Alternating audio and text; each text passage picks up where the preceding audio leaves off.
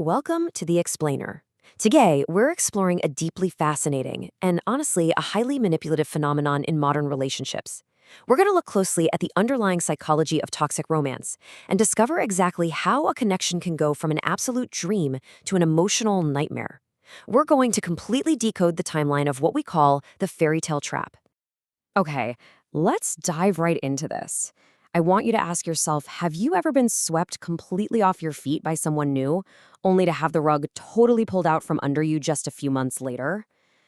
Society absolutely loves a whirlwind romance, but as we'll see from the psychological data, what often looks like a fairy tale romance might actually be a highly calculated psychological trap.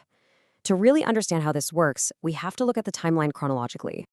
So let's start right at the beginning with phase one, the fairytale trap. At the very core of this first phase is a tactic known as love bombing.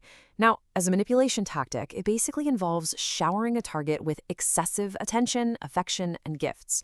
And yeah, while it sounds pretty great on the surface, the crucial difference between love bombing and genuine affection is the intention behind it. The goal here isn't to show genuine care, right? It's to promote deep dependence and gain control over the target. Now, what's really interesting about this is the human element behind the data. One participant in a qualitative study absolutely nailed this feeling. She noted that her early relationship felt like a literal fairy tale because she'd just never been so adored and idealized before. It is incredibly easy to be flattered and totally sucked in when someone is suddenly putting you on a pedestal like that. It feels incredible. But why does it feel so good? Well, the answer is quite literally in our heads. The constant attention and praise associated with love bombing stimulates the reward center in your brain. It's the exact same system that lights up when you achieve a massive goal or, eat something incredibly delicious. This creates a totally natural high. So over time, the target becomes emotionally invested and actually reliant on the love bomber to deliver that adoration that triggers the neurological reward. But here's the catch. This intense phase really doesn't last. According to a survey of 500 love bombing victims, this phase is remarkably short-lived. It averages about 5.5 months when dealing with narcissistic men and roughly 3.5 months with narcissistic women. This gives us a very concrete time frame to evaluate the pacing of new relationships. So if it feels incredibly good but is basically destined to crash within half a year, how do we tell the difference between a manipulator and a partner who is just genuinely eager? Well, that brings us to spotting the red flags. The behaviors you really got to watch out for are driven by one key element, and that is an intense rush. A love bomber will often buy needless, extravagant gifts super early on. They're in this extreme rush to lock things down, calling you their soulmate after just a couple of dates, or skipping major relationship milestones entirely. They over-communicate their feelings, and they demand your constant attention in return, getting visibly upset if you don't respond immediately. Essentially, they're trying to manufacture a false sense of intimacy very, very quickly. And as that false intimacy builds, the tactics shift from overly affectionate to highly restrictive. A love bomber will subtly start to isolate you from your family and friends, basically to limit your outside support system. They'll show a distinct inability to take no for an answer, constantly arguing or pushing back whenever you try to set a firm boundary. And they'll create unfair ultimatums, trying to force you to choose between them and your other responsibilities or loved ones. Once the love bomber feels they've successfully secured your emotional attachment, that honeymoon phase abruptly ends, and the narrative takes a really dark turn. We move into the wider cycle of abuse: devalue, discard, and hoover. This is a chronological 4-part cycle of narcissistic abuse. It starts with step 1, idealize, which is that love bump phase we just talked about. But then comes step 2, devalue. The pedestal completely crumbles. The partner suddenly becomes critical, dismissive, and verbally abusive. Step 3 is discard.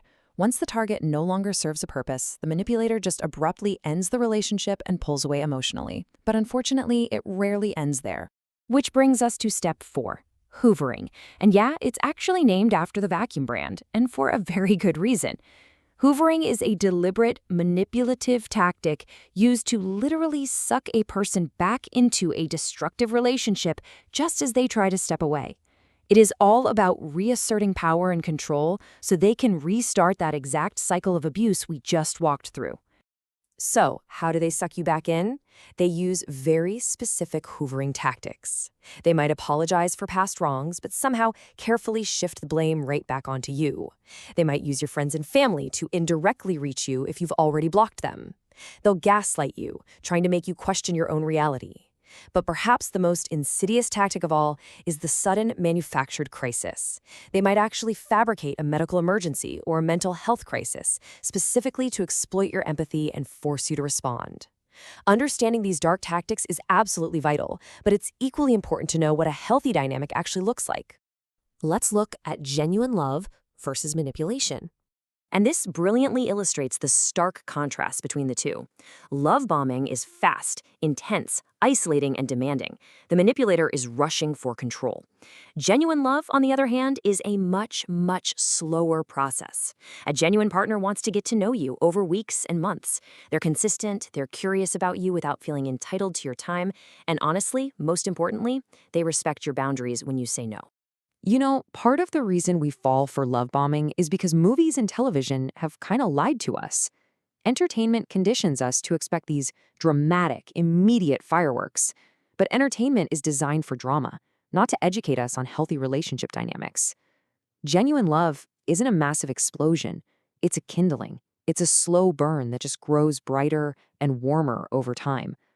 So, knowing all of this, how do we actually safeguard our emotional well-being? Let's pivot to some actionable solutions for how to protect yourself. First and foremost, and I really want you to hear this, if you have ever fallen for these tactics, you must know that it absolutely does not mean you're weak. In fact, clinical experts note that warm, highly empathetic people are the primary targets for love bombers and hoovers. Having an anxious attachment style or high empathy simply makes you appealing to someone who desperately needs to feed their own insecurities. Your empathy is a huge strength, but it definitely requires strong boundaries. To break the cycle, you need a concrete, empowering game plan to take back control. Step 1 is going absolutely no contact. Block them everywhere. Step 2, if they somehow do get through, respond neutrally. Big emotional responses just signal to the manipulator that they still have power over you. Step 3, warn your loved ones so the manipulator can't use them as a backdoor to get to you. And step 4, please seek professional support to help untangle that really complex web of emotions they leave behind. So the crucial point here is that we can no longer view these behaviors as just bad dates or minor relationship annoyances. These are severe psychological manipulations. In fact, the Crown Prosecution Service in the UK recently updated its legal guidance to include love bombing as a recognized manipulative step in prosecuting abusive partners. So yeah, this is a serious, legally acknowledged dynamic now. As we wrap up this explainer, I want to leave you with one final thought to really anchor that metaphor in your mind. Look back at your past relationships, or maybe even the one you're in right now, and ask yourself, are you chasing those explosive fireworks, or are you finally ready to build a lasting slow burn? Because understanding the difference just might be the very thing that saves you from the fairy tale trap.